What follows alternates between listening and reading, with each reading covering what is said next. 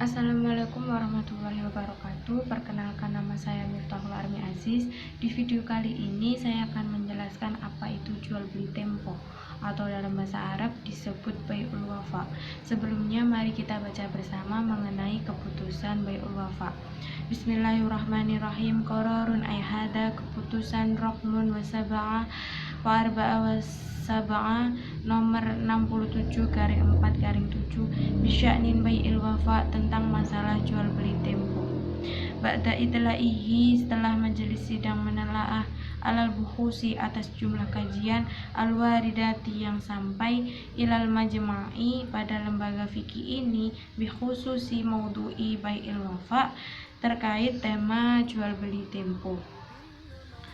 Wastima'ihi, setelah sedang mendengar ilal munaqashati, pada beberapa diskusi allati yang darat, telah berlangsung haula bai'il wafa, seputar jual beli tempo.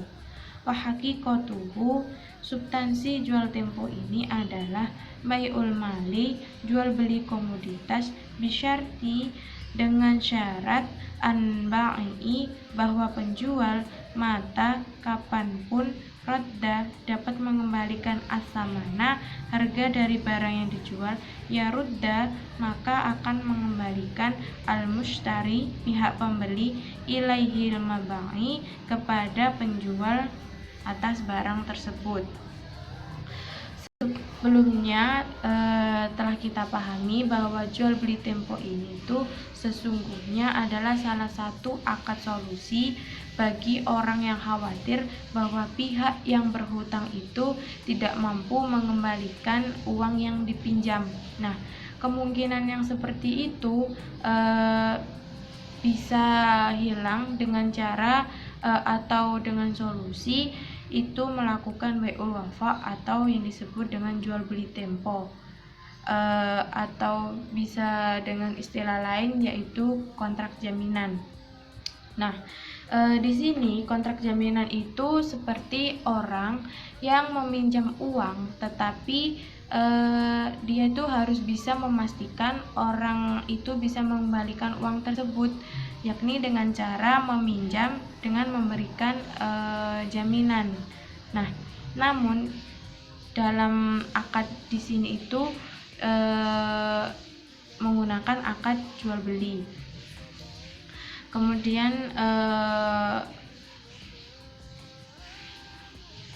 contohnya itu seperti begini.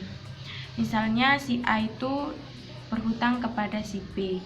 Nah, kemudian si B ini tidak cuma-cuma memberikan uangnya untuk dihutang, maka si A ini harus memberi jaminan.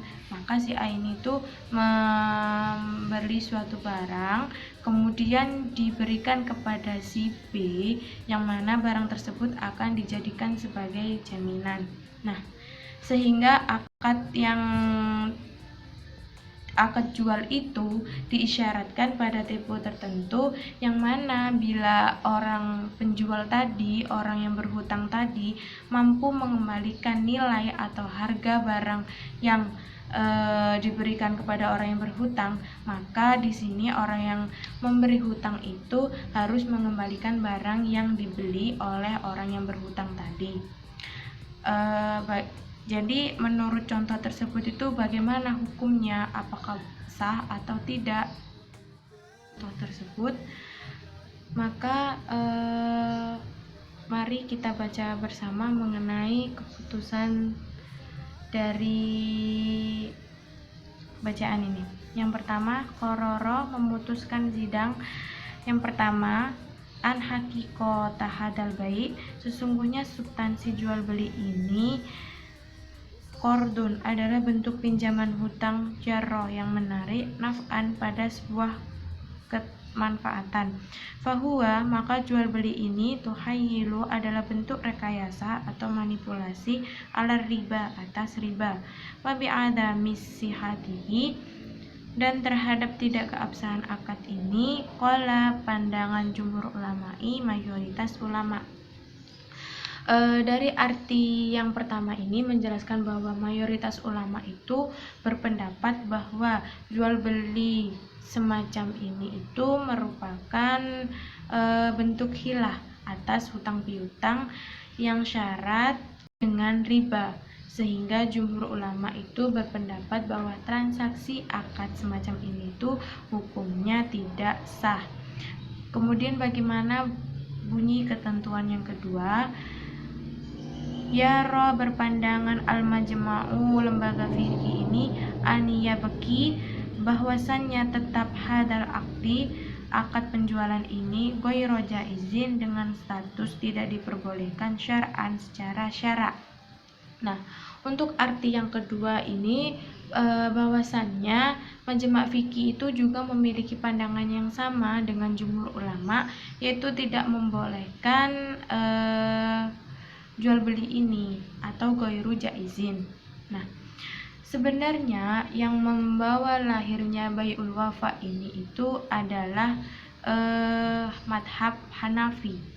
Nah, kemudian bagaimana dengan madhab yang lain? Untuk madhab yang lain itu sebenarnya istilahnya sama, istilahnya berbeda, cuman substansinya itu sama.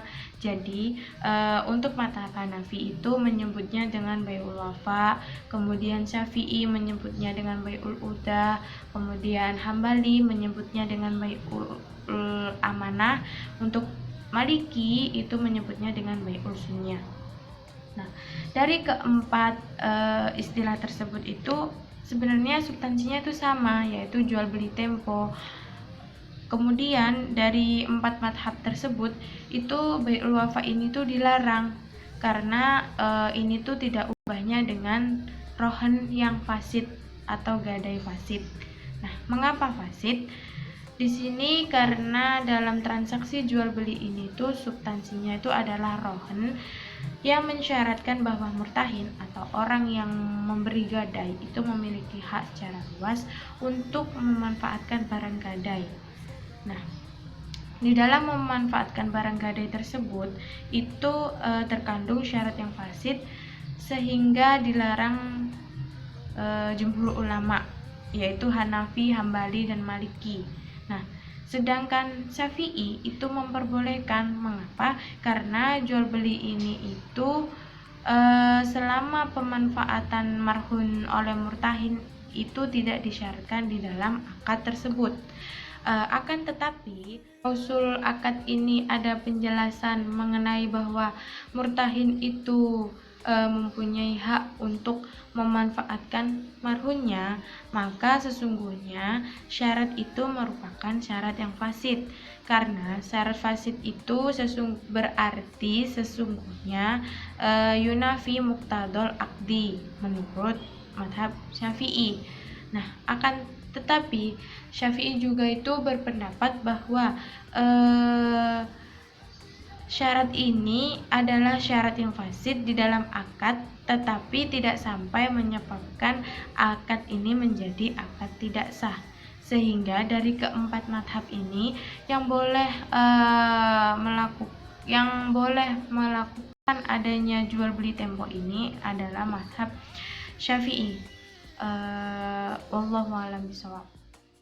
Jadi inti dari keputusan ini itu mengapa kok para ulama itu memperselisihkan adanya bai'ul wafa ini, karena yang pertama itu bentuk rekayasa atas riba, kemudian yang kedua itu karena jual beli syarat. Kemudian untuk contoh dalam ekonomi modern bai'ul wafa ini itu seperti jaminan fidusia dalam pembiayaan murabaha. Sekian dari saya, semoga ilmu ini bermanfaat. Bila ada salah kata, saya mohon maaf. Assalamualaikum warahmatullahi wabarakatuh.